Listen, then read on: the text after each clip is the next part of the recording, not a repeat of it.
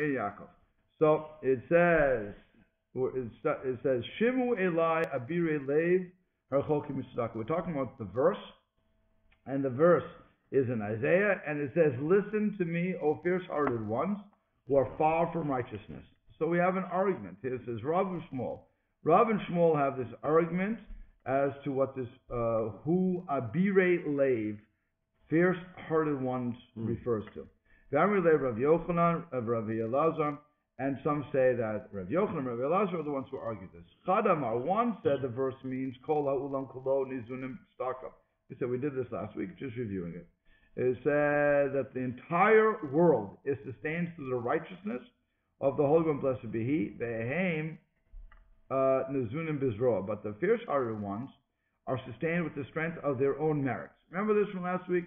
If everybody else in the world has to deal with God's tzedakah, but if I'm righteous, then I'm living off my own merits. Okay, so remember that from last week? Okay, I built up my bank account, so now a spiritual bank account, so therefore I'm living off that. That's one side of the argument. V'chad amar, the other side of the argument says, Kol hu'lam kulo, the entire world is nizonen, is sustained b'zechutam, in their merit. In other words, in the merit of the righteous. But watch what happens here. And they, the righteous, are now sustained even with in their own merit. So here, I'm putting money into the system. I'm paying for you to live. But in the end, I have nothing for me to live on. Okay? And that's what's going on. So it states that the other people, the righteous, they lack what's required for their needs, and they have a difficulty earning a living. So they're going to do it. Now, why would Hashem do that? What would you think? Why would Hashem want to do that? That the righteous, if I'm doing what I'm supposed to be doing, and Reuven is not, classical Reuven case, okay? Reuven being Joe Smith. Okay, so Reuven doesn't do it. Now, by my doing the mitzvah, by my putting out tefillin and going to minyan and everything else, so then everybody else is sustained. But when it comes to me, I have to work. I'm not sustained by that. I have to really kill myself in order to make a living. It shouldn't be right. It should be that I'm also getting it. Okay, so why does Hashem make me work even more or live at an even less of a level? Because that's already your way of life, so you have to do apparently something beyond you doing it. Okay, so you want to say like a test. Like a test, sort of. Okay.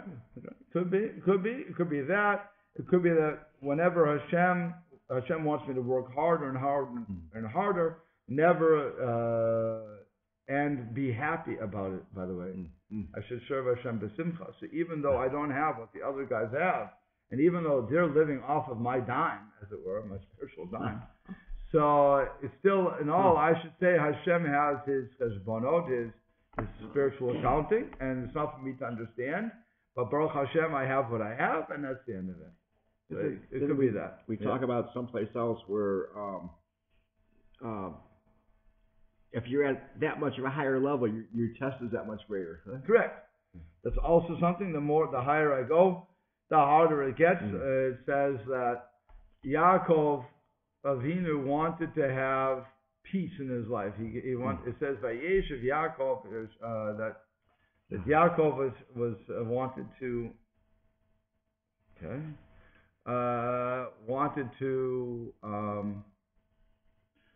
have peace, right? So what happens is Yosef is taken away from him, okay, and it's because God says it's not enough that you're going to have peace in the world to come, that you want peace in this world too. This world is not the world for peace. This world is a world to work.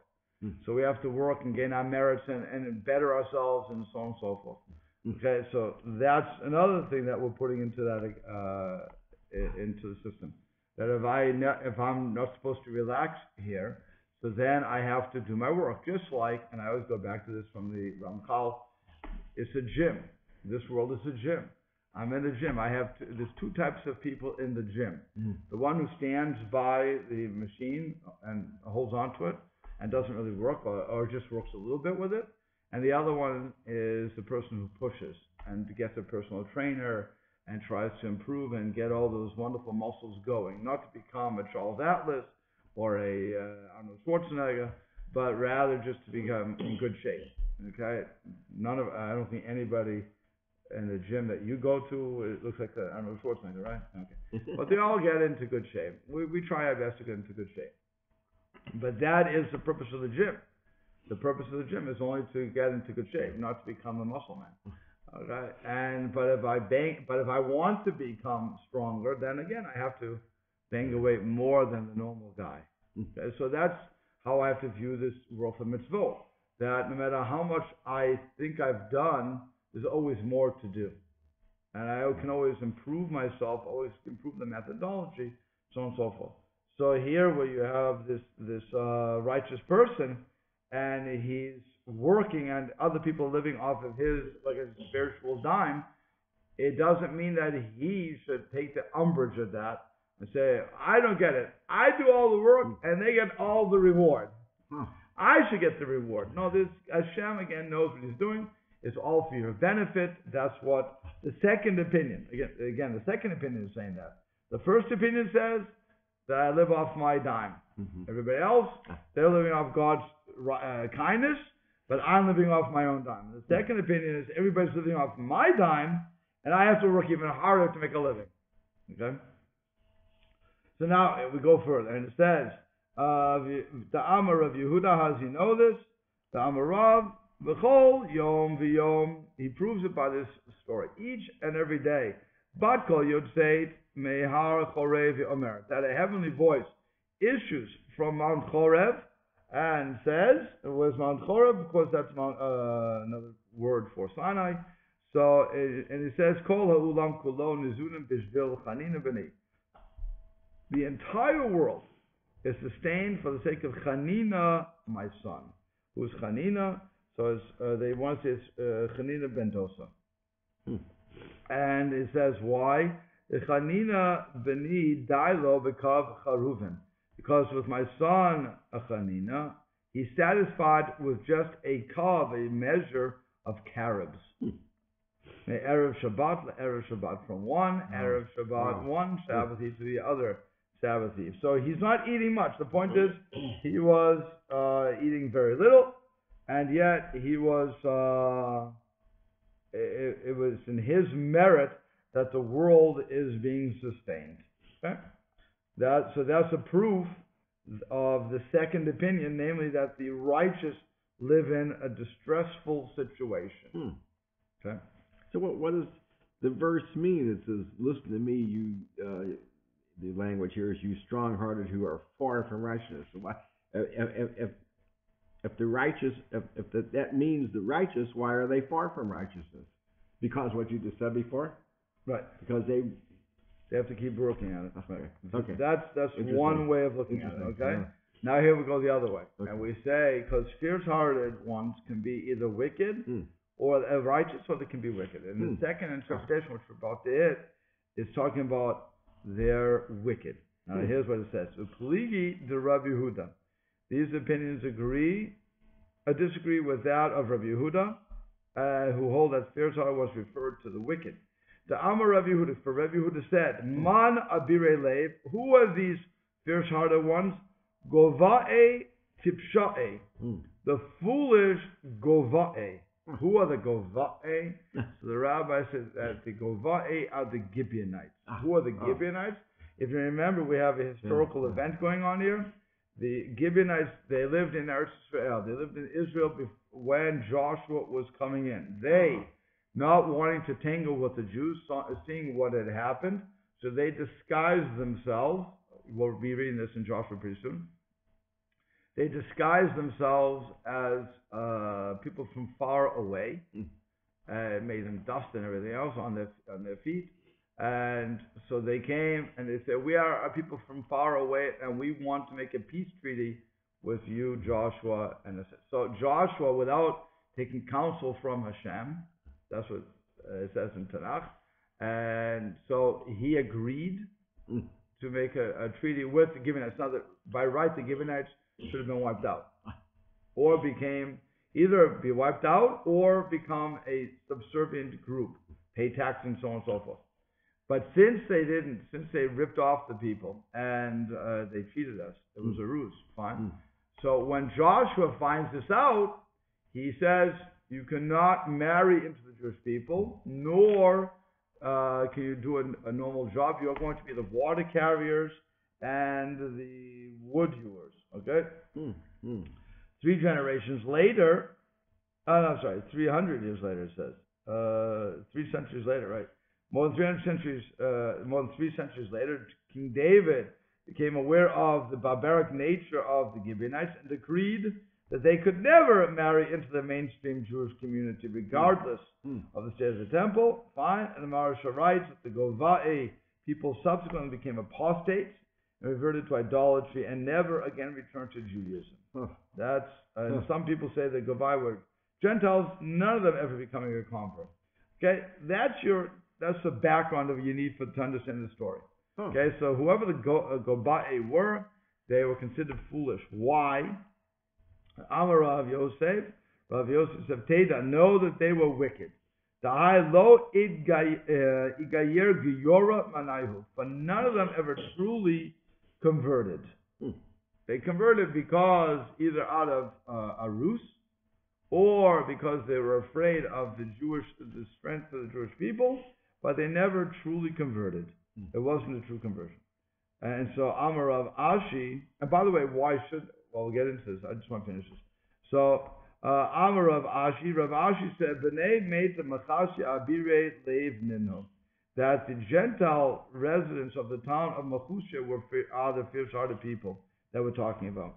The Kai Chazu Yikara Daraita Trezimne Beshata Velo Kimigaya Giora Minayu. For they see the beauty of the Torah twice a year, and yet none of them ever converted to Judaism.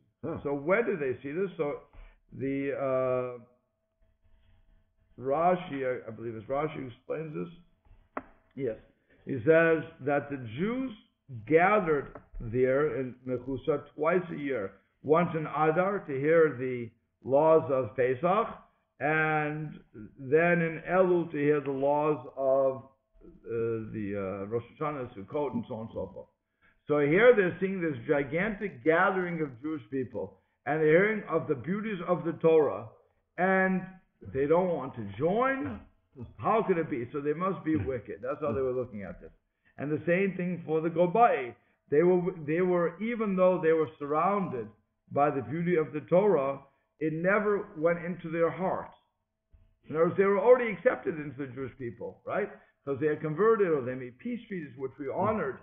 But at the same time, they could have all decided, wow, this Torah is really a great Torah. The people are really a great people. A true peace treaty, they would have eventually been allowed to merge in and marry and so forth. Well, yeah, if they really would have wanted to become part of the people, they could have converted.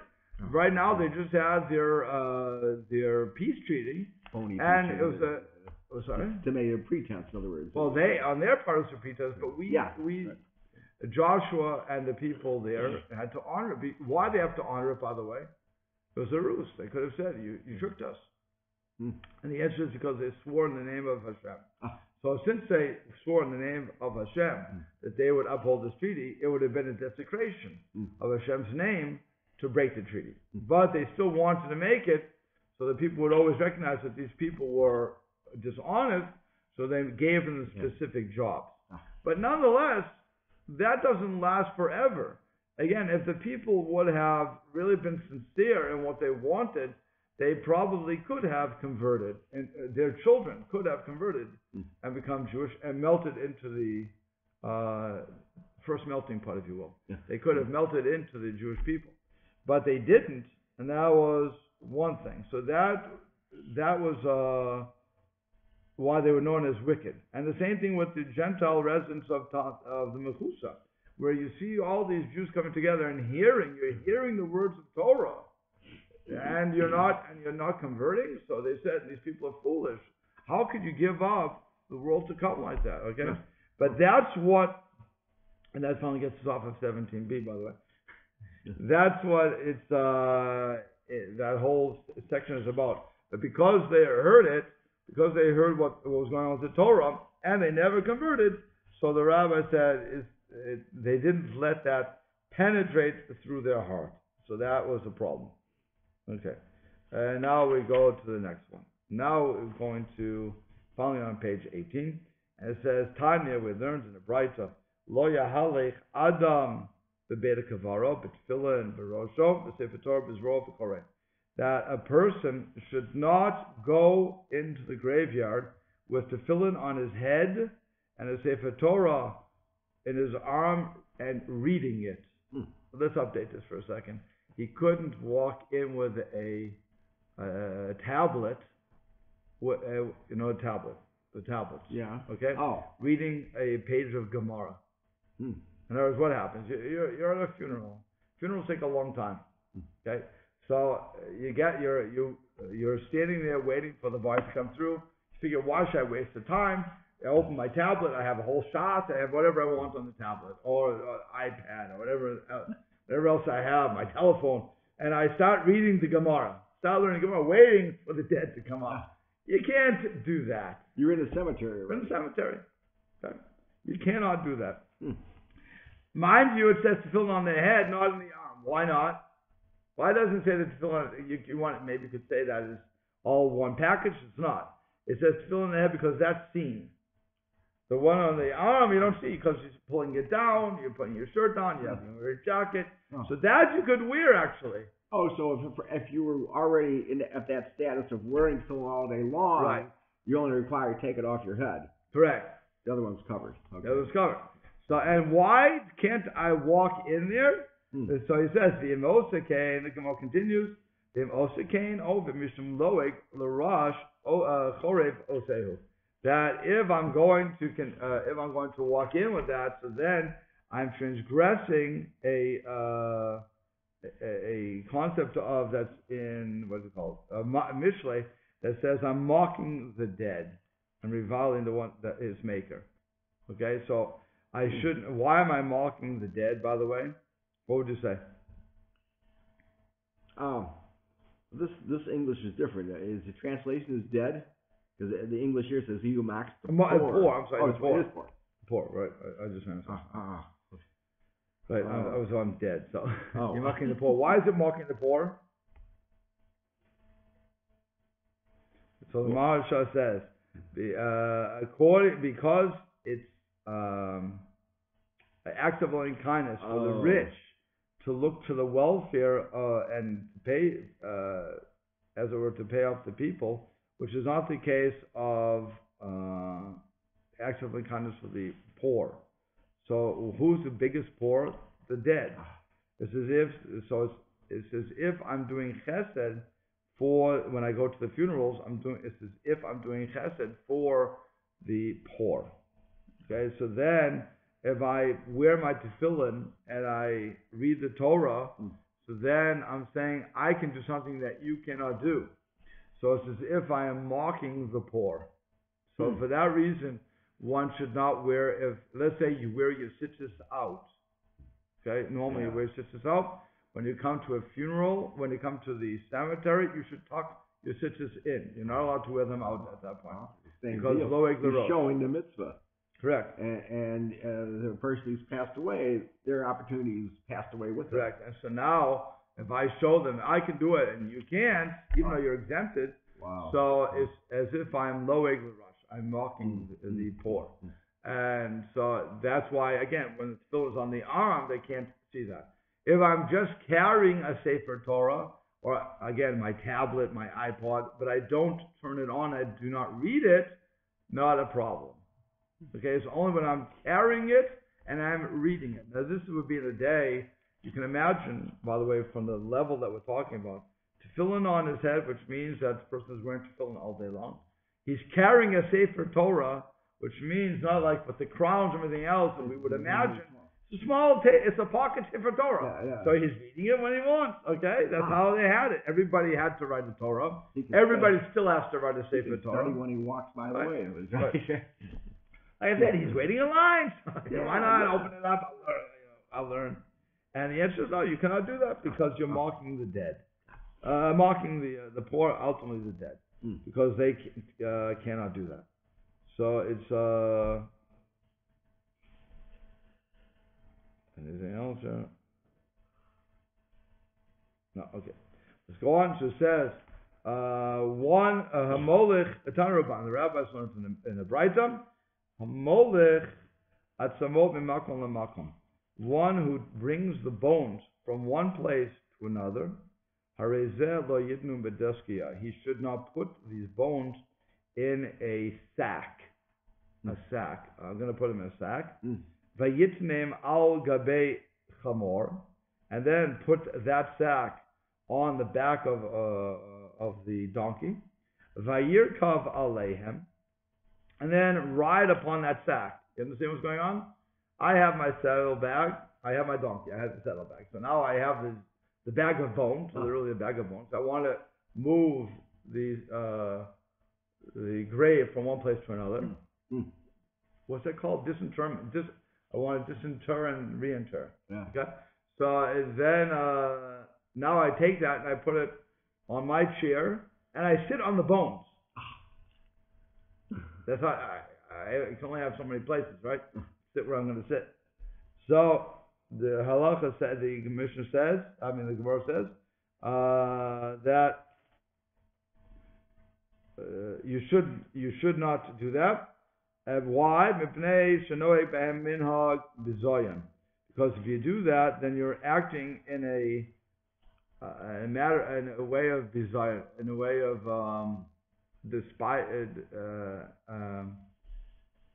disrespectful manner. There you go. You're doing it in a disrespectful manner. But if you're afraid that the idolaters are going to attack you, if you do it in some other manner, or you're afraid of thieves, so mutar, that it would be permissible to sit on these bones in order to get out of there quickly. And in the same manner that we taught, that they said how to transfer these bones, kach amru b'sefer Torah. So also it becomes the manner in which you're going to transfer a sefer Torah. So again, if I'm going to take the Torah from one place to another, again, practical. Let's make this practical.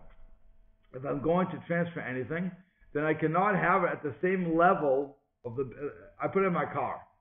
Okay, I put it in the front seat in the old days, or the back seat actually, even today. But in the old days, my father had cars, so the front seat was one long seat. I think you still have the one long seat, no? Right. Okay, the big cars still have it. Okay, you have one long seat, unlike today, bucket seats. Right. The rest of us have bucket seats. But in the old days, they had one long bench where you could put three people in the front, two people in the back, and then somebody on the windows. Okay, the good old days. Okay. But it's so if let's say I'm transferring the Torah, so I cannot put, if I have that one bench, I cannot put the Torah on my seat and then sit on the other side. It's forbidden. As a matter of fact, if I'm in shul, if I'm sitting on the benches and there's a book lying on the bench, I'm not allowed to. I have to pick the book up before I sit there. I cannot sit in the same level with Sfarim. Or if it's laying down on the seat or standing up against it? Some people put it up, so it's not right. If you stand it up, at least it's a little better, but even there it should be taken off and put it on the table or something else, hold it, because it's not nice. It's not nice. It's considered a minhag b'zayon. It's considered a derech b'zayon, actually. It's considered a disrespectful thing to do. So rather, you put it either in a box, you raise it up a little, whatever the case is going to be, but you don't have them at the same level. And certainly you don't sit on it. Now this becomes a big problem in synagogues that have that bench where you lift the Torah and you sit back and go down. And what's under that? You have all the books there. They would have books under that. It's normally a chest. So they're sitting there. So now if I have holy books there, you have a little bit of an argument. Should I be sitting there? What should I put in that box? Because it says you shouldn't sit on top of it. So is that considered on top or not? Okay, that's a different question.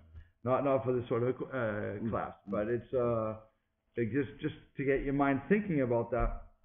What would the halacha be? Would that also be considered a derech bezaya, a manner of disrespect? And that's what we'll stop today. It's